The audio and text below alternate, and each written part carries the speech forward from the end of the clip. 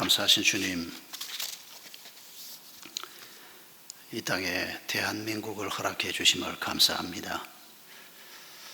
36년간 일본의 압제하에 있던 이민족을 불쌍히 여기셔서 1945년 8월 15일 해방을 허락하시고 1948년에 남쪽 반쪽이라도 자유민주주의 국가인 대한민국을 세워주신 주님의 은혜를 다시 한번 감사를 드립니다.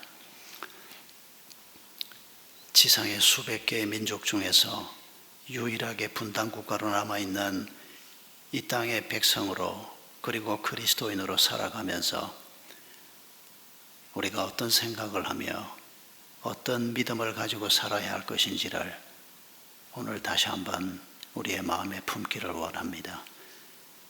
성령 하나님께서 모든 사람 위에 임재해 주시옵소서.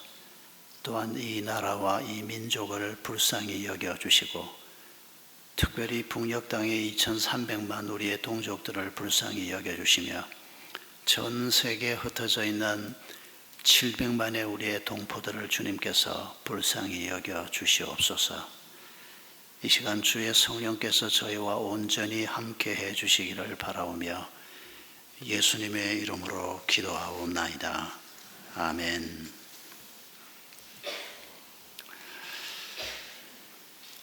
한국 땅에 최초로 들어왔던 선교사님이 언더우드 아펜셀러 선교사님이었습니다. 그분들이 들어온 때가 1885년 4월이었습니다.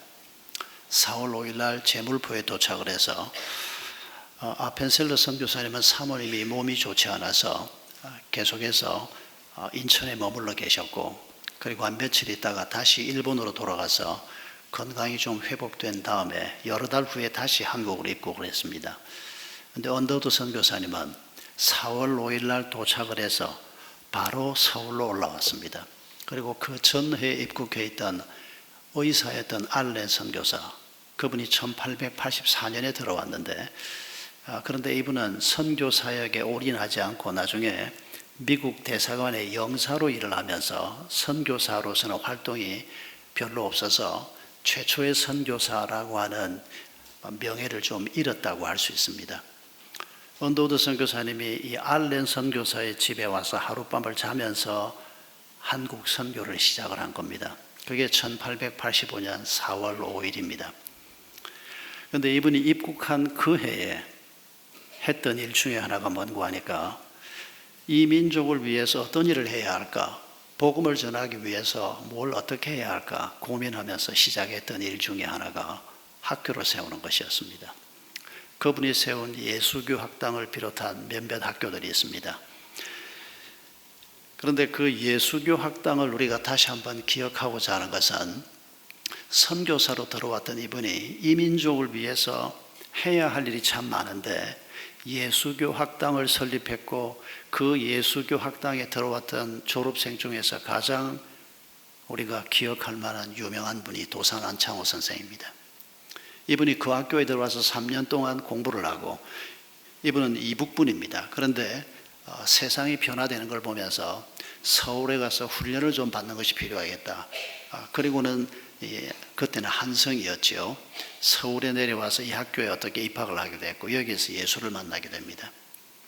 그러면서 이분이 죽는 날까지 마음에 품었던 비전이 뭐였는고 하니까 교육혁명의 꿈이었습니다. 조선 백성이 예수 그리스도를 만나면 그들의 삶이 바뀌고 그들의 목표가 바뀌고 이 민족이 바뀔 수 있다. 그리고 독립도 얻을 수 있고 이 민족이 새롭게 세워질 수 있다. 그게 도산 안창호 선생이 평생 동안 품었던 교육혁명가로서의 꿈입니다. 그분에게 우리가 입은 은혜는 이루 말로 다 할 수 없습니다. 그분이 해방 전에 돌아가셔서 해방 이후 대한민국에 참여하지 못한 것은 아쉽기 그지없는 일입니다만은 이분이 독립운동을 하면서도 어떤 일보다 이 교육혁명가로서의 꿈을 꾸준히 유지하면서 우리에게 남긴 정신적인 유산은 이루 말로 다 할 수 없을 정도로 크다고 할 수가 있습니다. 우리가 나라를 생각하면서 하나님의 말씀을 묵상하는 시간인데, 제가 이 말씀을 먼저 드리는 이유는 무엇인가 하니까, 나라를 위해서 우리가 지금 뭘 할 수 있을까? 유별난 것을 우리가 떠올릴 필요는 없습니다.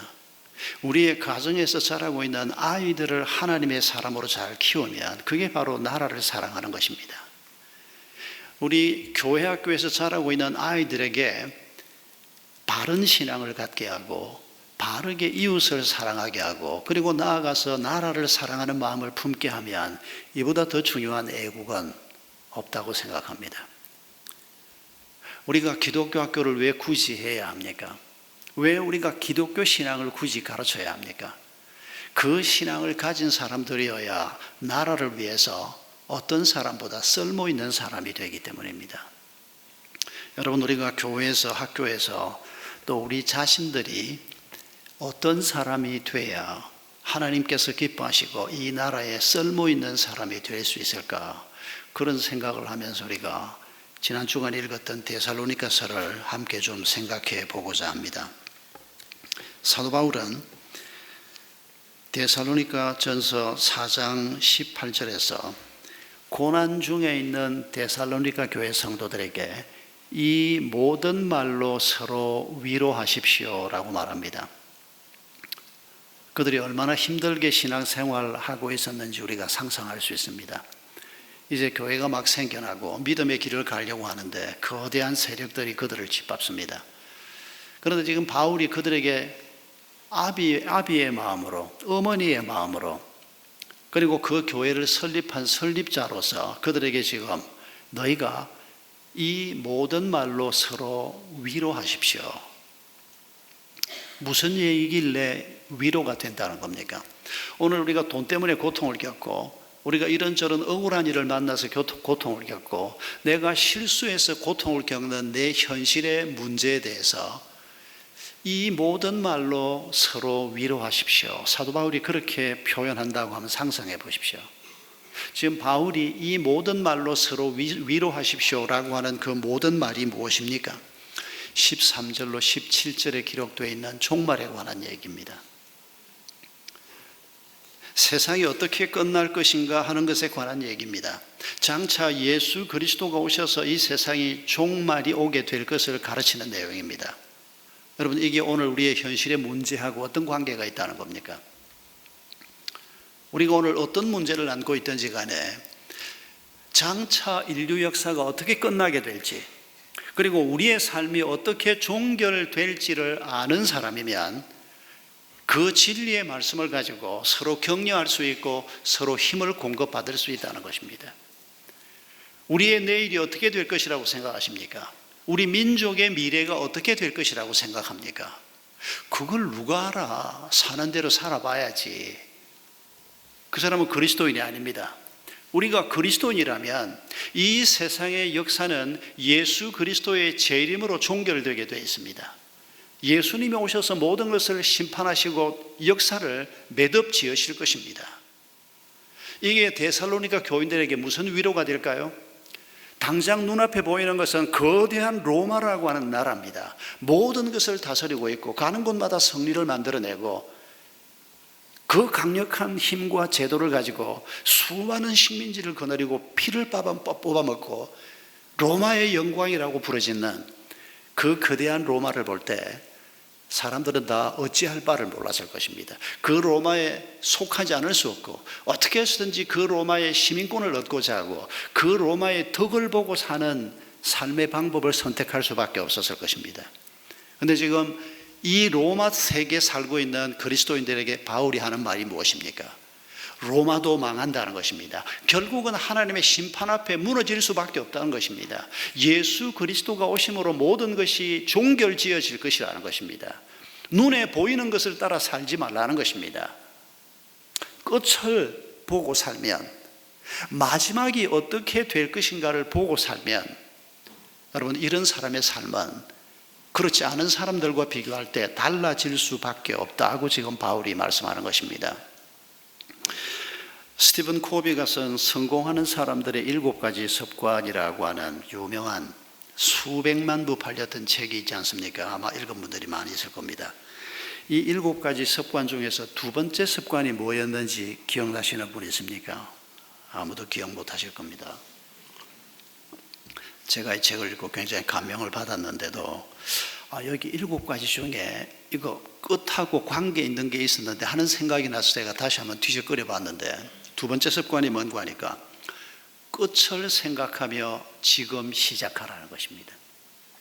경영학 원리를 가르치는 겁니다만은 이 스티븐 코비가 얼치기 그리스도인이긴 하지만은 이 사람이 성경에서 그 원리를 많이 따온 것을 책을 읽자마자 느낄 수가 있었습니다.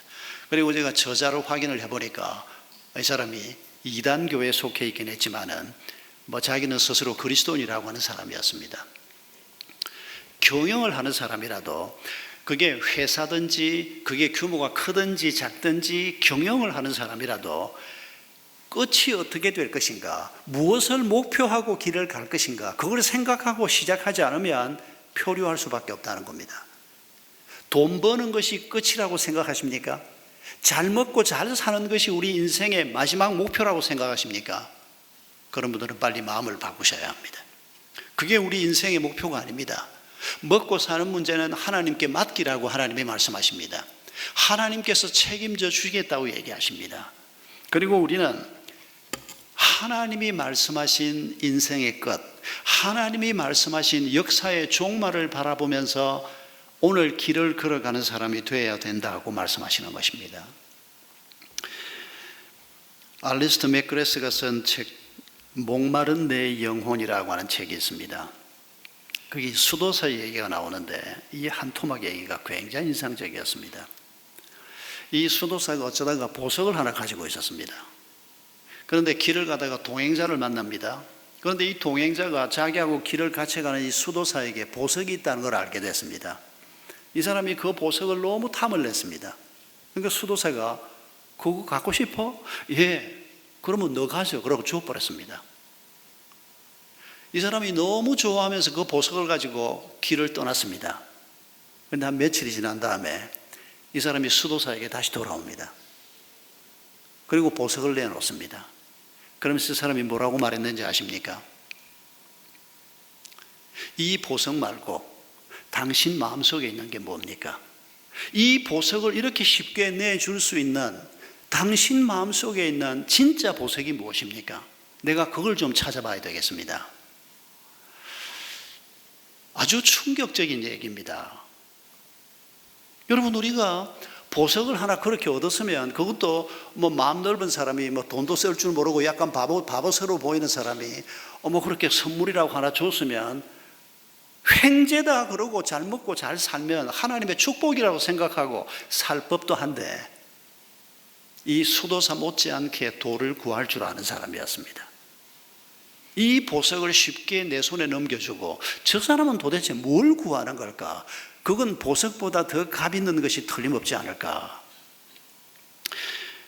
여러분, 맥그레스라고 하는 분이 우리에게 전해주고 싶은 얘기가 바로 그 얘기입니다. 눈에 보이는 것을 따라서 사는 자가 돼서 안 된다는 것입니다. 눈에 보이지 않는 하나님이 계시다는 것입니다. 그분이 역사를 이끌어가고 있고 그분이 모든 나라들을 다스리고 계시다는 것입니다. 우리가 오늘 우리의 믿음과 우리의 조국 대한민국을 생각하면서 이 하나님 앞에서 우리가 어떤 길을 걸어가야 할 것인가, 그래서 우리가 이 민족을 위해서 조금이라도 기여할 수 있는 어떤 그리스도인이 될 수 있을까? 이거야말로 우리에게는 보석보다 더 값진 것일 겁니다. 우리가 데살로니가 전후서에서 모든 것이 어떻게 종결될지를 아는, 바라볼 줄 아는 하나님이 주신 이 안목을 가지고 사는 사람들이 어떻게 살아야 하는가를 말씀하고 있는 것을 지난 주간에 읽었습니다. 첫째로는 빛의 자녀로 사는 것입니다. 데살로니가전서 5장 5절에서 우리는 모두 빛의 자녀요 낮의 자녀라고 말하고 있습니다. 세상은 어두움으로 가득 차 있습니다. 로마가 자신들의 문명을 자랑하지만 로마가 통치하는 땅에는 어두움이 가득했습니다.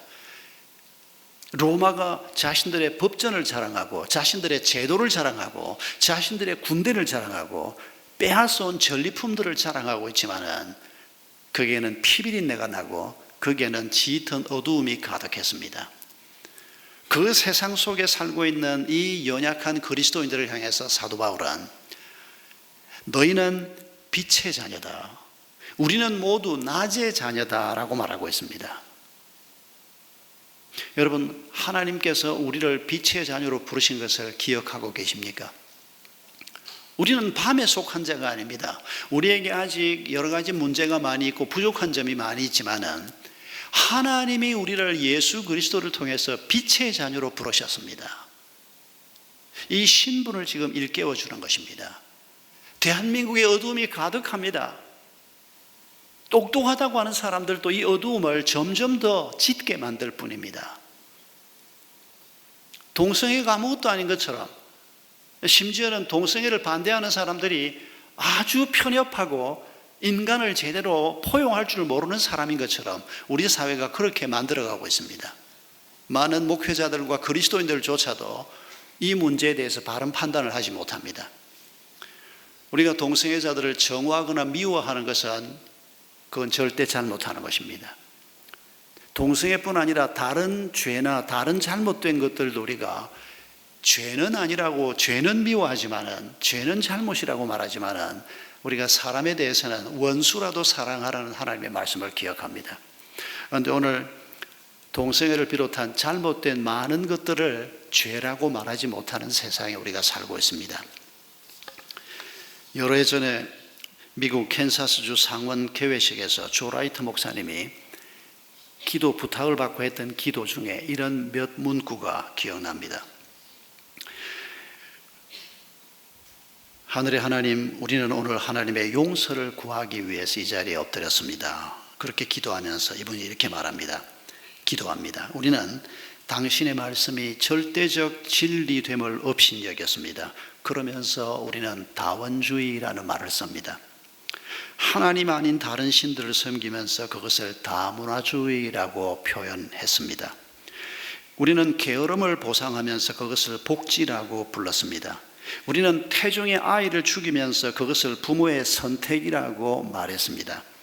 우리는 자녀들의 인성, 영성 교육을 소홀히 하면서 그것들을 자녀들의 자존감을 세우는 것이라고 말했습니다. 권력을 남용하면서 그것을 정치라고 말했습니다. 공금을 횡령하면서 그것은 꼭 필요한 경비라고 말했습니다. 우리의 죄를 용서해 주십시오. 교회에서 한 기도가 아닙니다. 주 상원을 개회하는 예배에서 기도 부탁을 받고 이분이 했던 기도입니다. 여러분, 이분은 자기의 조국 미국이 이런 나라가 되어야 한다고 생각하고 하나님 앞에 이런 사죄의 기도를 한 겁니다. 오늘 우리도 결코 다를 수가 없습니다. 우리가 빛의 자녀로 부름을 받았고 많은 사람들은 이 빛이 어디에서 오는지를 알지 못합니다. 그렇다고 해서 우리가 그들보다 더 똑똑하다거나 잘났거나 능력이 더 있다는 것도 아닙니다. 그저 우리가 먼저 하나님의 진리를 안 것뿐입니다. 이 빛의 자녀들이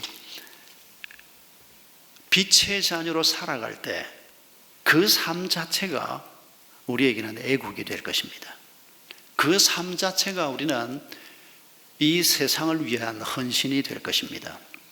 사도 바울은 5장 8절에서 우리는 낮에 속한 사람들이므로 정신을 차리고 믿음과 사랑의 흉배를 입고 구원의 소망을 투구로 씁시다 라고 하는 권면을 하고 있습니다. 믿음의 흉배를 입고 사랑의 흉배를 입고 구원의 소망의 투구를 쓴다. 이 세 가지 표현을 여러분들이 잊지 마십시다. 이미 믿음을 가지고 있는 사람들입니다. 예수 그리스도가 십자가에 죽으시고 부활하셨다는 것을 믿는 믿음을 가진 사람들에게 너희가 믿음의 흉배를 붙여라. 방패막입니다. 전쟁에 나가는 군인이 이 흉배를 잘 붙이면, 이것도 아주 가볍고 쇠로 된 걸 잘 붙이면 적이 칼로 쳐도 상처를 입지 않습니다. 활로 쏘아도 경상을 입습니다. 이 흉배는 전쟁에 나가는 사람에게 굉장히 중요합니다. 그런데 믿음을 가진 사람들에게, 영적 전투에 나선 사람들에게, 빛의 자녀들에게 이 흉배를, 그것도 믿음과 사랑의 흉배입니다. 여러분, 이거 가지고 지난 한 주간 사셨습니까? 이 흉배가 우리에게 없다면 말 한마디에 우리 가슴이 찢어지고 누가 휘두르는 작은 칼 하나에 그냥 피가 철철 흐르는 이런 중상을 입을 수밖에 없습니다. 믿음의 흉배가 뭘까요? 예수를 주로 믿는 믿음 아닙니다. 그 믿음은 이미 가지고 있는 사람들입니다. 데살로니가 교회 성도들에게 믿음의 흉배를 입으라고 하는 말이 무슨 말일까요? 로마가 더 세냐 하나님이 더 세냐? 하나님이 이 모든 것을 다스리고 계시고 하나님 편에 붙어 있는 사람들이 마지막까지 길을 걸어갈 때 최후의 승리자가 될 것이다. 바로 이런 믿음을 얘기하는 것입니다. 예수를 주로 고백하는 믿음은 출발점에서 우리가 갖는 믿음입니다. 그런데 날마다 우리에게 믿음이 필요합니다. 어려운 문제가 생겨도, 내가 잘못해서 넘어졌어도 하나님이 나를 도와주시는 분이고 하나님이 나를 붙들어 주시는 분이니까 내가 이 하나님의 손을 붙들고 이 길을 걸어가면 어떤 것도 나를 이길 수 없다. 바로 이 믿음을 얘기하는 것입니다. 사랑의 흉배가 무엇입니까? 우리가 진리를 얘기하고 믿음을 얘기하지만은 여러분, 그 속에 사랑이 없다면 그 모든 것은 아무 의미가 없습니다. 신앙을, 믿음을 규칙으로 만드는 죄를 범하면 안 됩니다. 주일이면 교회 가고 11조 헌금하고 한 달에 한 번 감사 헌금하고 목장 모임 가고, 신앙생활을 무슨 규칙을 잘 지키는 것으로 이해하는, 그 속에 하나님의 사랑이 없고 하나님의 정의가 없는 이런 그리스도인들의 변질을 우리가 쉽게 볼 수가 있습니다. 우리가 끊임없이 구해야 하는 것은 예수님이 말씀했지 않습니까? 성경을 한마디로 요약하면 뭐라고요? 하나님 사랑과 이웃 사랑, 곧 사랑입니다. 우리가 지난 한 주간을 우리가 되돌아볼 때 돈을 얼마나 벌고 돈을 얼마나 손해를 받는가, 이런 계산도 현실에서 필요하지만은, 그러나 지난 한 주간 동안 내가 얼마나 사랑했는가. 오늘 우리 김은대 장로님이 이 세상에서 가장 사랑한 딸을 두고 좀 더 사랑하지 못했던 아픈 마음을 나누었는데, 우리 모두에게 이런 게 문제 아닙니까? 정말 사랑해야 하는데 그 사랑을 제대로 표현하지 못하고 그 사랑은 까맣게 놓쳐버리고, 그리고 내가 지금 열심히 교회를 다니고 있으니까 신앙생활을 꽤 잘한다고 생각하는 사랑의 흉배가 없는 사람들입니다. 우리 모두가 이렇게 될 수 있다는 겁니다. 믿음과 사랑의 흉배가 없이 전투에 나서면 한 칼에 죽는 겁니다. 중상을 입는 겁니다. 구원의 소망을 투구로 쓴다는 말은 무슨 말입니까? 투구는 머리를 보호하는 전쟁 용구입니다. 그런데 구원의 소망을 투구로 쓴다, 머리를 보호하는 투구로 쓴다는 말이 무슨 말입니까? 이미 구원받은 자들 아닙니까? 여러분, 성경이 구원이란 단어를 혹은 구속이란 단어를 세 가지 시제로 쓰는 것 잘 기억하실 겁니다. 우리가 이미 구원받았다라고 말할 때 내가 이제 하나님의 자녀가 됐다라고 하는 과거형 표현이 성경에 자주 등장합니다. 그런데 현재로도 혹은 진행형으로도 등장을 하고 미래형으로도 등장을 합니다. 너의 구원을 이루라. 이게 무슨 말입니까? 이미 구원받았는데. 여러분, 우리의 구원은 단순히 내가 예수 그리스도를 주로 고백하고 하나님의 자녀가 되는 신분을 얻는 것을 구원이라고만 말하지 않습니다. 그건 시작일 뿐입니다. 이렇게 시작된 구원이 계속해서 진행되고 마지막 순간에, 구원의 마지막 종점에서 우리가 목표하는 것이 무엇입니까? 우리의 아버지이신 하나님을 닮는 것입니다. 우리의 스승이신 예수 그리스도를 닮는 것입니다. 이게 구원의 클라이막스에서 우리가 경험하게 될 것입니다. 구원의 소망을 투구로 쓰라는 말이 무슨 말입니까? 이제 하나님의 자녀가 그 신분을 받은 사람들이 이 세상을 살면서 무엇을 소망하고 산다는 겁니까? 어떻게 해서든지 내가 근사한 집 한 칸 가지고 살아야지, 어떻게 해서든지 우리 아이를 인류대학에 보내야지. 여러분, 그걸 우리의 소망으로 삼지 말라는 겁니다. 내가 예수 그리스도를 닮는 것, 이걸 소망으로 삼고 내가 길을 걸어가면 세상이 우리를 감당하지 못할 것이고, 우리가 이 세상을 위해서 진정한 소망이 무언가를 보여주는 자로 살 수 있을 것이라고 말씀하는 것입니다. 종말을 보면서 사는 자는 빛의 자녀로 산다는 말씀을 나누었습니다. 또 한 가지 우리가 기억해야 할 것은 종말을 보는 자는 하나님의 부르심을 따라 사는 자라고 바울은 말씀하고 있습니다. 데살로니가 후서 1장 11절 12절. 그러므로 우리가 언제나 여러분을 위해서 기도합니다. 그것은 하나님께서 여러분을 부르심에 합당한 사람이 되게 해 주시며 또 그의 능력으로 그의 모든 선한 뜻과 믿음의 행위를 완성해 주시기를 비는 것입니다. 하나님이 다스리고 있는 이 세상, 하나님이 예수 그리스도의 제 이름으로 종결지을 이 세상의 끝을 바라보고 길을 걸어가는 사람이면 돈을 따라 길을 가지 않습니다. 명예를 따라 길을 가지 않습니다. 하나님의 부르심을 따라 길을 걸어가는 것입니다. 하나님의 부르심을 바르게 아는 것은 아주 중요합니다. 목회자에게도 중요하고 우리 모든 성도들에게도 아주 중요합니다. 돈만 되는 일이면 내가 한다. 당신은 이미 하나님을 포기한 사람입니다. 돈이 되는 일이라도 이게 하나님이 가라고 하는 길인가 아니면 하나님이 가지 말라고 하는 길인가, 그거 묻지 않고 사는 자이면 당신은 하나님하고 아무 상관없는 자입니다. 주일이면 꼬박 교회 온다고요? 그래도 소용없습니다. 하나님이 나를 왜 부르셨는가를 알고, 하나님이 나를 왜 그 직업으로 부르셨는가를 고민하고, 하나님이 나를 왜 그 여자의 남편으로 그 남자의 아내로 부르셨는가를 우리가 기억하면서 그 하나님의 부르심을 따라 길을 걸어가는 사람, 여러분, 이 사람이 애국할 수 있는 진정한 그리스도인입니다. 이웃을 제대로 도와줄 수 있는 능력을 가지는 사람입니다. 하나님의 부르심에 합당한 자로 하나님이 우리를 세우신다는 말은 하나님의 부르심과 우리의 삶이 조화가 있게 만드신다는 뜻입니다. 여러분은 어땠는지 모르겠습니다만 제가 이 조화라고 하는 단어를 생각하면서 이런 묵상을 해봤습니다. 제가 대학에 입학을 했는데 양복을 처음 한 벌 얻어 입게 됐습니다. 그런데 그때는 제가 그 갈색 양복을 맨 처음 첫 양복으로 대학 3학년 때 하나 얻어 입었는데, 그전에는 군복 물들인 거 입고 다니다가 이제 전도사가 됐다고 양복을 하나 얻어 입게 된 겁니다. 그런데 그때는 갈색 양복을 입었으니까 양말을 어떤 걸 신어야 되나 상상도 못했습니다. 그냥 편한 대로 그냥 주로 흰 양말 많이 신고 다녔습니다.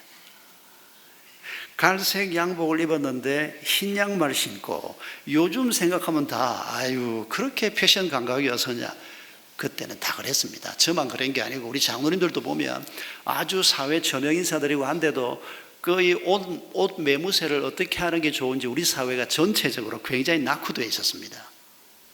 세월이 조금씩 지나니까 넥타이를 왜 이렇게 맸어? 그래도 양복 색깔하고 조금 맞추어서 넥타이를 매야지. 그 소리는 제가 결혼하고 난 다음에 처음 들어봤습니다. 조화라는 게 뭔지 우리 알지 않습니까? 제가 오늘 아침에도 넥타이를 맸는데 제 아내가 이거 안 좋아, 이거 바꾸라고. 이거 바꾸고 맨 넥타이입니다. 같은 파란색을 내가 맸는데 기어이 그거 재미없다고. 여러분, 이게 조화입니다. 그런데 넥타이 좀 시원찮게 매도 괜찮고 양말 색깔 좀 맞지 않아도 그건 별로 심각한 문제 아닙니다. 근데 하나님이 우리를 부르셨는데 그 부르심은 그리스도인으로의 부르심도 있고 우리의 직업으로의 부르심도 있고 여러 가지 하나님의 부르심이 우리에게 있는데, 이 하나님의 부르심과 내가 조화가 되는 사람이 되기를 하나님이 원하신다는 것입니다. 여러분, 이거 우리가 고민하지 않고 살면 하나님이 원하는 우리의 모습은 이런 모습인데 엉뚱한 괴물이 돼가지고, 근데 자기는 그게 괴물인 줄도 모르고 아주 신앙생활 잘 하는 것처럼 얼마든지 이런 일이 벌어질 수 있다는 것입니다. 여러분, 먹고 살기 위해서 사는 자가 되지 말아야 합니다. 그건 어울리지 않습니다. 그리스도인들에게 어울리지 않습니다. 아니, 그럼 먹고 사는 문제를 위해서 살지 않으면 어떻게 하라는 건데, 너무 그렇게 급하게 목소리를 높여서 말씀하지 마십시오. 하나님께서 먹고 사는 문제는 걱정하지 말라고, 먹고 사는 문제를 위해서는 기도하지 말라고, 내가 책임진다고. 저 돌에 핀 꽃을 봐라. 저 공중에 나는 새를 봐라. 그러지 않습니까? 그런데 하나님이 기도하지 말라고 하는 걸 매일 기도하고 있지 않는지 우리가. 그러니까 우리의 기도가 하나님하고 너무 어울리지 않는 겁니다. 어떤 때는 하나님이 그렇게 말씀하신 게 생각이 나서 막 그런 거 다 빼놓고 그냥 가족을 위해서 기도하는 것도 너무 하나님의 눈치가 보이고, 그래서 기도 순서도 가족은 저 뒤로 빼고 가까운 사람들은 저 뒤로 빼고 꼴보기 싫은 인간을 위해서 기도하는 것부터 시작해도 그건 대충 하고 빨리 가족에게로 옮겨와서 그때는 좀 마음 놓고 기도하고 그냥. 우리가 얼마나 이기적인 존재들인지 모릅니다. 신앙의 길을 걸어가면서도 여러분, 우리가 하나님에게 어울리는 존재가 되는 것, 이 반대편이 죄와 어울리는 자가 되는 겁니다. 어둠과 어울리는 자가 되는 겁니다. 여러분, 이거 우리가 분별하지 못하고 살면 신앙생활 1년을 해도 5년을 해도 빛의 자녀로 낮의 자녀가 되지 못할 것입니다. 마지막으로 우리가 한 가지 더 기억해야 할 것은 데살로니가 후서 2장 9절 10절에서 이 종말을 바라보고 사는 자는 진리에 대한 사랑으로 살아야 한다는 바울의 말씀을 우리가 들을 수가 있습니다. 데살로니가후서 2장 9절, 그 불법자의 나타남은 사탄의 작용에 따른 것인데 그는 온갖 능력과 표징과 거짓 이적을 행하고 또 온갖 불의한 속임수로 멸망을 받을 자들을 속일 것입니다. 그것은 멸망받을 자들이 자기를 구원하여 줄 진리에 대한 사랑을 받아들이지 않기 때문입니다. 데살로니가 교회 안에 만들어진 지 얼마 되지 않은 교회인데도 말씀을 거짓으로 가르치는 자들이, 불법자들이 있었습니다. 예수 그리스도가 곧 오신다고 얘기하고 사람들을 혼미하게 만들고 현실 도피주의자들을 만드는, 그래서 예수님이 내일이라도 오실지 모르는데 이런 무슨 일이냐 그러고 빈둥빈둥 놀고, 근데 예수님이 안 오시니까 먹을 게 없으니까 다른 성도 집에 가서 신세를 지게 되고, 이런 고약한 일이 바로 데살로니가 교회 안에 있었습니다. 그런데 우리가 주목할 것은 뭔가 하니까, 왜 사람들이 이런 불의한 속임수에 멸망받을 자가 되는가? 데살로니가후서 2장 10절에 그렇게 멸망받을 자가 되는 것은 멸망받을 자들이 자기를 구원하여 줄 진리에 대한 사랑을 받아들이지 않기 때문입니다. 교묘하게 우리를 속이는 이단자들, 하나님의 말씀을 변조해서 가르치는 자들을 감당하기 참 어렵긴 어렵습니다. 그런데 지금 바울이 하는 말은 우리가 정말 진리를 사랑한다면, 정말 우리가 참 진리를 구하는 구도자의 길을 걸어간다면 그런 이단자들의 말에 쉽게 빠지지 않을 수 있다고 말씀하는 것입니다. 우리가 사탄에게 쉽게 속는 것은 자기를 구원하여 줄 진리에 대한 사랑이 부족하기 때문이라는 것입니다. 여러분, 이 말을 우리가 이해할 수 있습니다. 왜 사기꾼에게 쉽게 빠집니까? 돈에 대한 욕심이 있을 때 쉽게 빠집니다. 1억만 투자해, 내년이면 2억이 돼. 그럼 믿지 말아야 됩니다. 무슨 1억 투자해서 1년 만에 2배로 늘려준다는 겁니까? 도둑놈이 거의 틀림없습니다. 사회생활을 안 해본 목사가 들어도 그건 바보 같은 말인데도 우리가 그런 말에 너무 쉽게 넘어갑니다. 쉽게 넘어가는 가장 중요한 이유가 뭡니까? 돈에 대한 욕심 때문입니다. 우리 모두가 다 마찬가지입니다.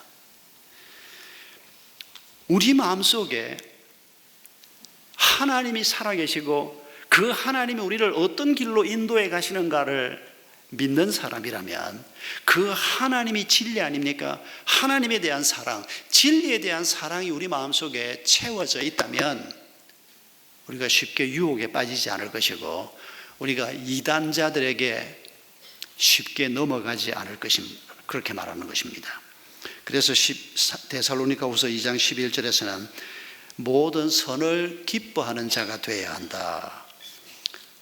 선을 기뻐하는 자가 될 줄 알면 그 선을 주신 분이 하나님 아닙니까? 그 하나님이 주신 것들을 기뻐할 줄 알면 하나님이 우리 속에 거하시게 되고 성령님이 우리 속에 거하시게 되는데, 우리가 하나님의 선을 기뻐하는 게 아니고 내 욕심을 기뻐하고 내 욕심으로 마음을 가득가득 채워가고 이게 욕심이라는 것을 깨닫지도 못하고 이걸 버리지 못하고 한 주, 한 달, 1년, 2년 소위 신앙생활을 하면 우리는 결국 교회를 출석하면서도 하나님의 진리가 무엇인지를 알지 못하고 어느 순간 넘어지고 마는 자가 될 수밖에 없다는 것입니다. 느헤미야는 수산궁에 있으면서 페르시아의 궁전입니다. 수산궁에 있으면서 잘 먹고 잘 살고 있었습니다. 고관직에 있었습니다. 페르시아 황제의 술 맡은 관원이었습니다. 최고 핵심 참모였습니다. 어떻게 식민지 백성이 그런 놀라운 지위까지 올라갔는지 느헤미야가 대단한 사람이라는 걸 알 수 있습니다. 이민 간 사람들이 한 대, 두 대 지나면서 미국 대통령의 핵심 척근 인물이 돼 있는, 아직 없습니다. 우리 한국 사람 중에서는. 느헤미야가 페르시아 황제 척근 인물이 됐던 만큼 한국인으로 미국 이민 가서 그 정도까지 간 사람 제가 아는 없습니다. 거의 서열 두 번째, 세 번째라고 역사가들이 얘기하는 그런 인물이 느헤미야입니다. 그런데 느헤미야 1장 1절 2절을 보면 유다에 있다가 수산궁으로 온 사람을 만났을 때 항상 느헤미야가 묻는 게 뭔고 하니까 유다와 예루살렘 사람들이 어떻게 살고 있느냐 하는 것입니다. 이분은 거기서 태어난 분이 아닙니다. 페르시아에서 태어난 분입니다. 부모 세대 혹은 조부모 세대에 끌려왔던 분입니다. 그러나 이분은 조국 이스라엘을 잊을 수가 없었습니다. 황폐한 그 땅이 어떻게 되어가고 있는지, 나라가 다시 세워질 가능성이 있는지, 여러분 그 마음을 누가 주었겠습니까? 사탄이 그런 마음을 주었겠습니까? 하나님이 주신 마음입니다. 이 마음을 가지고 살고 있었습니다. 그래서 소식을 자꾸 묻는 겁니다. 그러다가 어느 날 소식을 듣기를 느헤미야 1장 3절을 보면 유다 사람들이 큰 환난을 당하고 능욕을 받으며 예루살렘 성은 허물어지고 성문들은 불타버렸다, 이런 소식을 듣습니다. 느헤미야가 앉아서 울고 수일 동안 슬퍼하며 하늘의 하나님께 금식하면서 기도했다고 말합니다.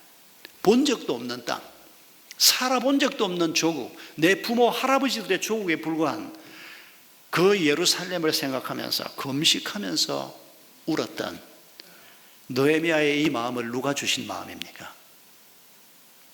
그런 마음을 하나님이 주실 때 하나님, 내가 그것까지 다 어떻게 감당하겠습니까? 수천리 떨어져 있는 내가 그 일은 나로서는 불가능합니다. 나는 지금 주어진 이 일 열심히 하면서 살 테니까 하나님 그 일은 거기 있는 사람한테 맡기든지 아니면 다른 사람한테 맡기십시오. 그럴 수 있지 않겠습니까? 그런데 하나님이 주신 그 마음을 계속 마음에 품고 기도하면서 어느 날 황제에게 요청합니다. 자기를 예루살렘 총독으로 보내달라고. 중요한 황제 척근 인물로 있으면서 그 나라 땅도 아니고 저 시골 구석에 있는 식민지 중에서도 가장 세금이 적게 올라오는 식민지, 가장 형편없는 식민지, 그러나 자신의 조국, 그러나 자기 조상들의 하나님이 약속의 땅으로 주신 그곳으로 총독으로 보내달라고. 여러분, 이게 바로 진리에 대한 사랑입니다. 하나님에 대한 사랑입니다. 하나님이 주신 약속의 말씀에 대한 사랑입니다. 하나님이 주신 동족에 대한 사랑입니다. 여러분, 이 느헤미야를 우리가 잊을 수가 없습니다. 잊지 말라고 하나님께서 역사 속에 파묻어도 괜찮을 인물인데 그 사람을 끄집어내서 느헤미야서라고 하는 글까지 우리에게 남겨주신 것입니다. 성도 여러분, 이 세상에 우리가 골라서 태어난다면 여러분은 어느 나라 백성으로 태어나고 싶었습니까? 그런 생각 안 해보셨습니까? 제가 37에 늦게 영국으로 공부를 하러 갔는데 막 그 정도 영어하고 가면 다 되는 줄 알았는데 도무지 알아들을 수가 없는 겁니다. 제가 너무 힘이 들어서 교수님한테 나 도저히 석사과정 못하겠다고 그랬더니 교수님이 야, 그럼 어쩜 좋겠냐, 우리가 한국말을 못하는데. 이 교수님은 이런 유학생을 많이 본 겁니다. 그러면서 너 지금 이 정도로 네 생각을 명확하게 영어로 표현할 줄 알면 괜찮으니까 첫 리포트 한번 써봐라. 학기 초에 얼마 안 됐어요. 갔거든요. 너무 답답해서. 그래서 첫 리포트를 써서 들고 갔더니 B 플러스를 주면서 너 이거 왜 B 플러스인 줄 아냐? A 마이너스는 받을 건데 네가 지금 이 메인 바디를 써놓고 맨 마지막에 엑스컬서스라고 하나 더 붙여놓은 이 부록이 이 메인 바디하고 조금 조화가 잘 안 되는데 이것만 네가 잘 맞추었으면 A 받았을 텐데 너 이 정도면 할 수 있어. 뭘 뭐 어떻게 하려고 네가 어차피 너는 영어 하는 사람도 아니고 한국 사람인데 그 교수님의 격려가 얼마나 큰 격려가 됐는지 모릅니다. 제가 꼭 박사가 되려고 교수가 되려고 하는 사람이 아니니까 사실 뜯어치우고 싶었습니다. 그리고 제가 교회는 해보니까 너무 과제가 많아서 내가 목회 준비하는 사람으로서 도움이 안 되니까 내가 과정 바꿉니다. 그냥 청강 정도로만 합니다. 사실 글을 작정하고 제가 교수님 찾아갔던 겁니다. 그때 제가 왜 하필이면 영어 하는 나라 백성으로 태어나지 않았어요? 그 생각을 매일 했습니다. 매일.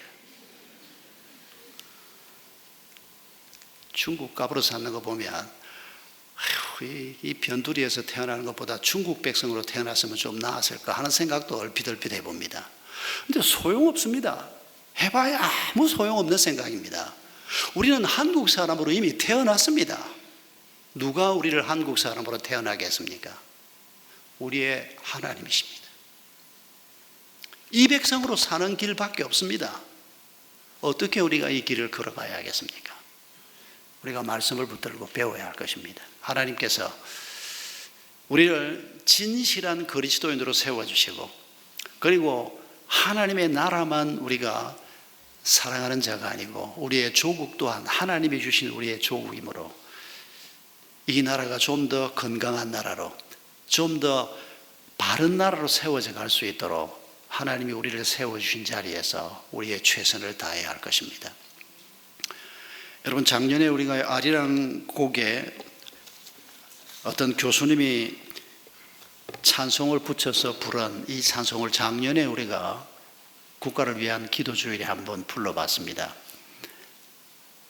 굉장히 감동적이었습니다. 남의 나라 민요에다가 캐나다 교수님이었죠 아마. 그래서 캐나다 미국 북쪽 그쪽에 있는 많은 교회들이 이 찬송을 부르는 그 찬송 부르는 장면을 누가 그걸 앱으로 하나 올려놓은 것도 본 적이 있는데 참 감동적이었는데 우리가 이 아리랑 가사에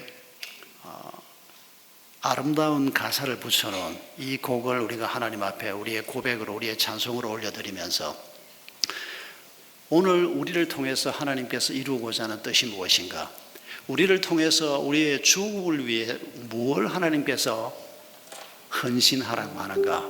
이런 생각을 가지고 우리 함께 다시 한번 아리랑 찬송을 함께 올려드리겠습니다. 불편하지 않으신 분들은 자리에 쓰러서시기요.